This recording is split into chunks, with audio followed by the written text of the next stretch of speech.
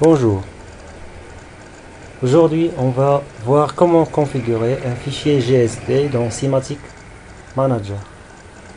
Donc, tout d'abord, on va créer un nouveau projet où on va mettre la configuration matérielle de notre projet. Donc, on va cliquer sur Nouveau. On va mettre le nom du projet. Donc, par exemple, Danfoss. Clique sur OK. Dans l'espace vide, clique bouton droit, insérer un nouvel objet, station Simatic 300.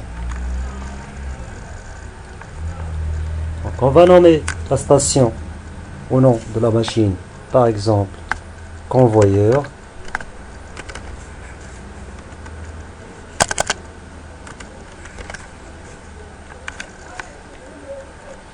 En double-cliquant sur la station qu'on a ajoutée, station Simatic 300, on voit qu'il y a un raccourci pour la configuration matérielle. En double-cliquant sur ce raccourci, on entre dans la partie de Hardware Config, où on peut faire la configuration matérielle de notre installation.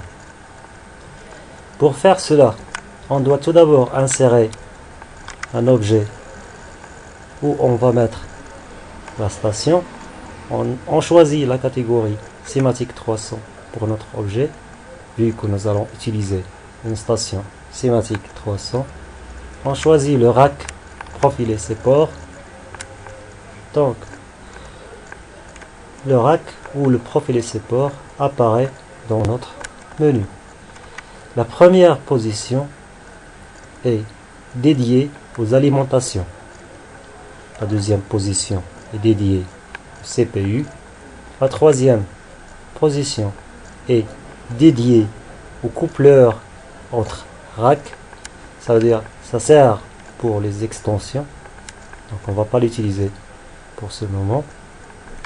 Entre 4 et 11, les positions entre 4 et 11 sont pour les modules logiques et modules analogiques et autres modules spéciaux, tels que les modules de positionnement, modules de comptage ou modules de couplage réseau. Dans notre projet, on va faire la configuration de la première position, de la deuxième position et de la quatrième position. Quatrième, cinquième, c'est optionnel selon l'automate. Pour notre automate, on va utiliser une alimentation 5 ampères. Donc PS, ça veut dire Power Supply. Donc PS 307, il y a 2 ampères, 5 ampères, 10 ampères. On va sélectionner PS 307 5 ampères. On insère dans la position 2 un objet CPU 314C 2DP. On va utiliser la version 2.6 qu'on a vu sur l'automate. Maintenant, là, il nous donne une interface Profibus DP.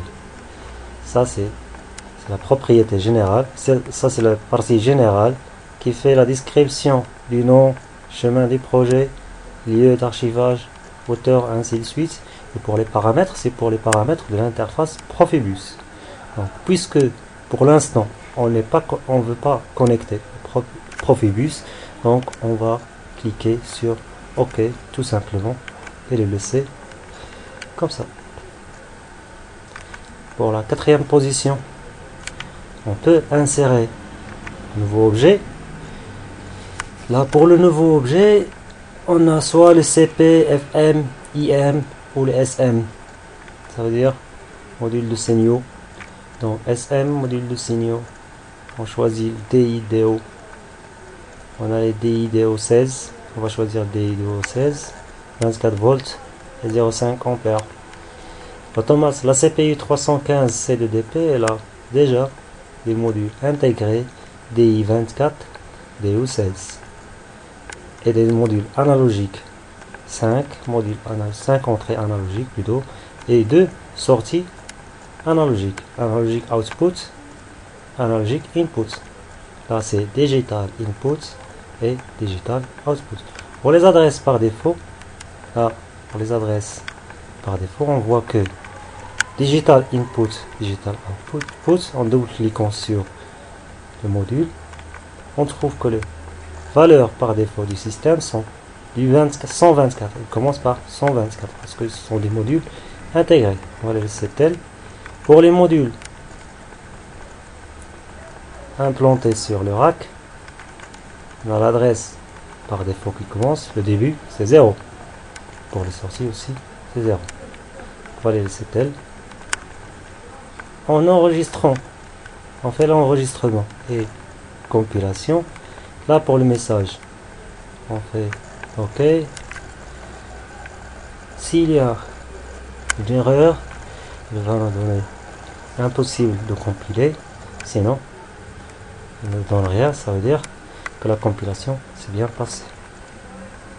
On revient sur Semantic Manager et on trouve que la CPU 314C-2DP apparaît dans notre projet. En cliquant sur la CPU, on trouve qu'il y a des programmes et dans les blocs, on trouve les données système.